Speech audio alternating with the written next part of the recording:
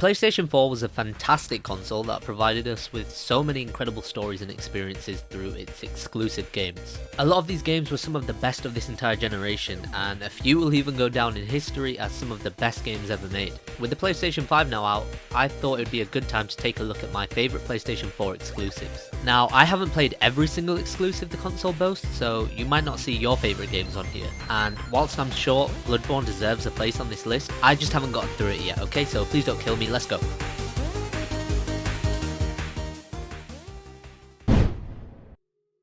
Until Dawn is the ultimate homage to those classic horror films from the 80s, with all the cliches you can think of and campy dialogue for days, but at the same time it tells its own unique horror story. All the characters are full of personality, and each act as a stereotype you'd see in the horror genre. With star power such as Rami Malek, Hayden Panettiere and Peter Stormare, performances are excellent, and the writing nails the tone and style of what those old horror movies were like. This game also looks really good even today. The lighting effects are still impressive, and the facial animations, whilst sometimes looking a bit weird, are for the most part great. The butterfly effect mechanic is also very cool, and finding clues that show you a possible future is a great feature that adds to the tension when making the decisions. It also makes great use of the DualShock 4's motion control and touchpad too, which further immerses you into the game. The goal is to make it out of this scarefest with all characters alive and kicking, and so that tension sticks with you throughout. Do you keep hold of that flare gun you found or pass it on to another character? Should you take the shortcut or go the long way round? Each choice has consequences, and it makes for such a fun experience that should not be missed.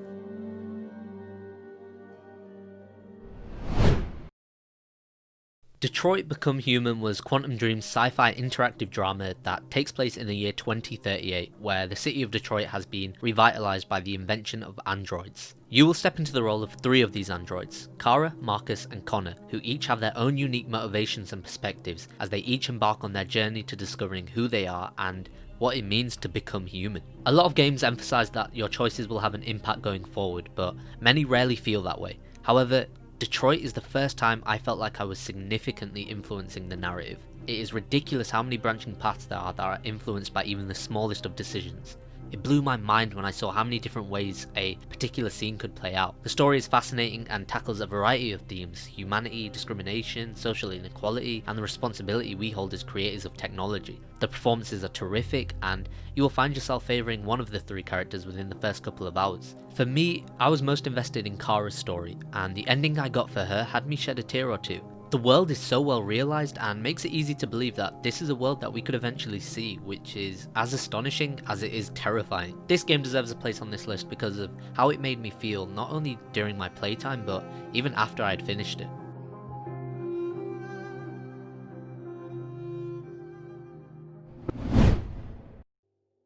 Uncharted 4: A Thief's End feels like a cinematic blockbuster from start to finish, somewhat like an Indiana Jones movie. It asks the question that we've seen in so many movies: what happens when the retired hero is asked to come back for one more job? And this game is a whirlwind of an adventure throughout that acts as a perfect send-off for Nathan Drake. The game tells a more mature story revolving around family and sacrifice, with an older Nathan Drake who is still as witty as he's ever been. Nolan North is at his best here, and the performances from the whole cast are fantastic. Troy Baker has great chemistry with North, and it's evident through their witty banter and even their heartfelt moments. The set pieces are incredible, and whilst they might not be as impressive as previous games, they definitely still contain that wow factor. Gameplay is also the best it's ever been in the series. You have tight control over Nate that makes for enjoyable platforming with fluid traversal across the beautiful environments you will venture through. And the shooting and melee combat feels precise and slick. Uncharted 4 is a brilliant conclusion that cements the series as one of the best in gaming history.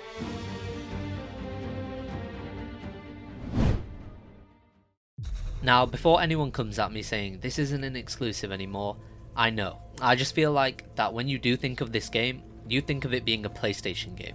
I mean, it spent most of its time on that console.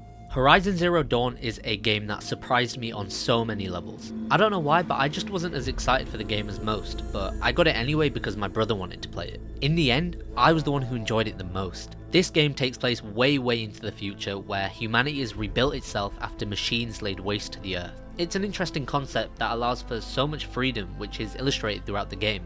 The open world is vast and stunning, filled with ferocious machines that resemble a diverse range of prehistoric animals, fitting for the game's primitive environment.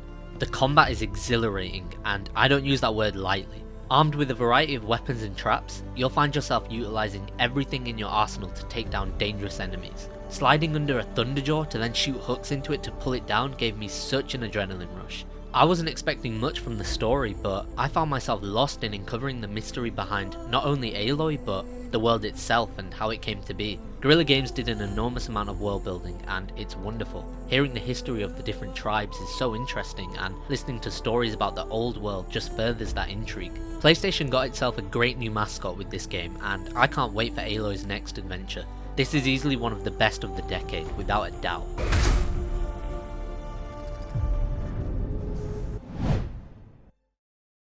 Ghost of Tsushima is the final PS4 exclusive, and damn, what a way to end off this generation of gaming. Taking place in 1274 feudal Japan, you play as Jin Sakai as he fights against the Mongol invasion of Tsushima and transitions into what the locals call the Ghost. This game is one of the most gorgeous games ever made, with environments looking like something out of a beautiful painting. The use of colour in this game is just excellent, and whilst a game like The Last of Us Part 2 may look more real, this for me is just way more visually impressive. The world is massive and full of so much to do, and the thing with this game is that none of it feels like a chore. Traversing the gorgeous landscapes is a treat, and it is so easy to lose yourself doing all the side content, especially with the combat in this game. Man, the combat is so satisfying here. Every hit and parry feels so precise, and you feel the weight of the sword in your hand when striking the enemy.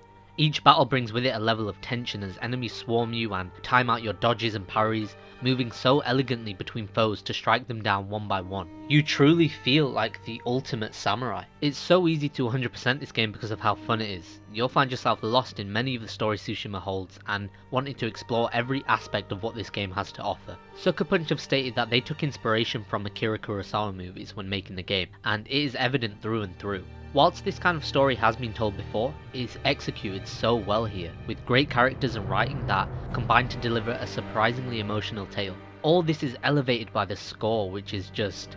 I mean, watch this scene.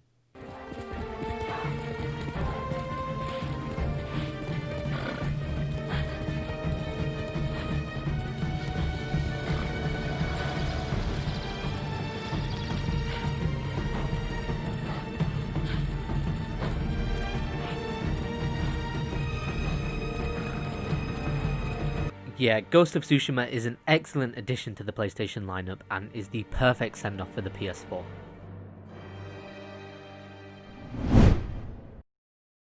If any of you saw my previous video, then you'd know that at some point this game was going to pop up on the list. I adore nearly everything about SpiderMan on the PS4. For me, this game is the definitive Spider-Man adaptation. It perfectly encapsulates what it means to be Spider-Man through its amazing story and spectacular gameplay. Traversing through New York has never been so enjoyable. I spent hours just running up skyscrapers and swinging through the city at high speeds. Combat is also extremely fun. You'll find yourself taking advantage of Spider-Man's acrobatic prowess and gadgets to take on a variety of enemies. It feels so fast and fluid, which is exactly what it should feel like. I knew Insomniac would nail this aspect of the game, but what I did not expect was such an engrossing Spider-Man story. I was honestly surprised at the quality of the main campaign. It is clear that Insomniac understands what makes Peter Parker such a relatable and captivating character, and this is what drives the story. Yeah, the game has its massive action-packed set pieces and all the conventional superhero elements you would expect, but you take that away and there is still an emotional human story being told. Insomniac put their heart and soul into this project, and it shows. This game is a love letter to fans of the beloved webhead, and I cannot wait to see more of this universe.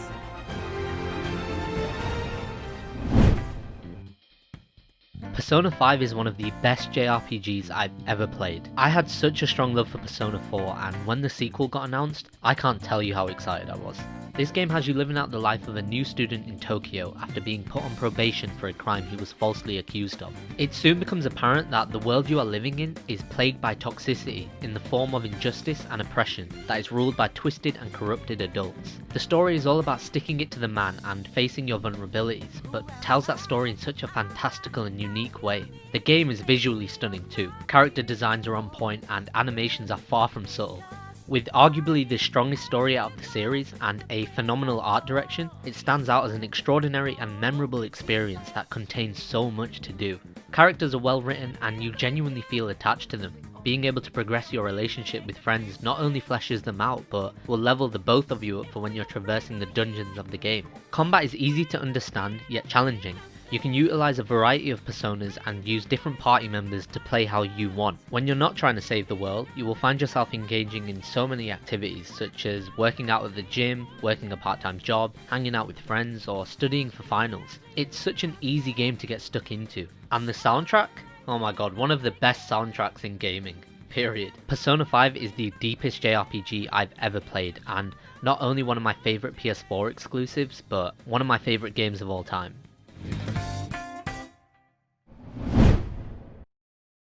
The number one game on this list is a game that excels in nearly every department when it comes to game design, and delivers one of the best experiences gaming has to offer. The Last of Us Part 2, no. Come on, of course it's God of War.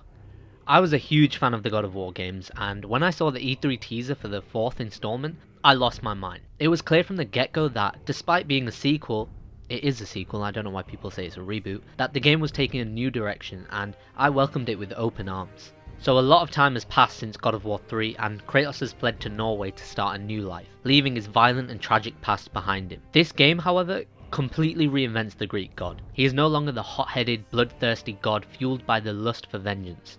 Don't get me wrong, he still has those furious tendencies, but now he's left that past behind and has the huge responsibility of being a father. I never would have expected such a moving story in a God of War game, but this game deals with fatherhood, grief, and accepting who we are, and it is superbly written. The journey that Kratos and his son Atreus share is told so well, and it is captivating from start to finish. What I absolutely love about this game is how it is directed. It's all done in this one-shot style where the camera is always centered around Kratos, and the transitions between gameplay and cutscenes are seamless. This makes the story flow so well and allows for the gameplay to also tell its story. The camera is still in that third-person perspective, but it is much closer than it's ever been. This works wonders, making you feel so much closer to the action and every moment that happens in this game. Oh, and the combat? Man, the combat is some of the best you'll ever experience in a video game. Throwing your axe into an enemy and then beating another down with your fists, to then call back the axe to finish the rest off, is on another level of awesome. The game does an excellent job in making you feel like this total powerhouse, but it's also challenging at the same time. And don't worry, the game is still very violent, very brutal, and it has those spectacular set pieces that remind you are playing a God of War game. This is a game that just gets everything right, and I have no trouble saying that God of War is one of the greatest games of all time. Can you kill something that big?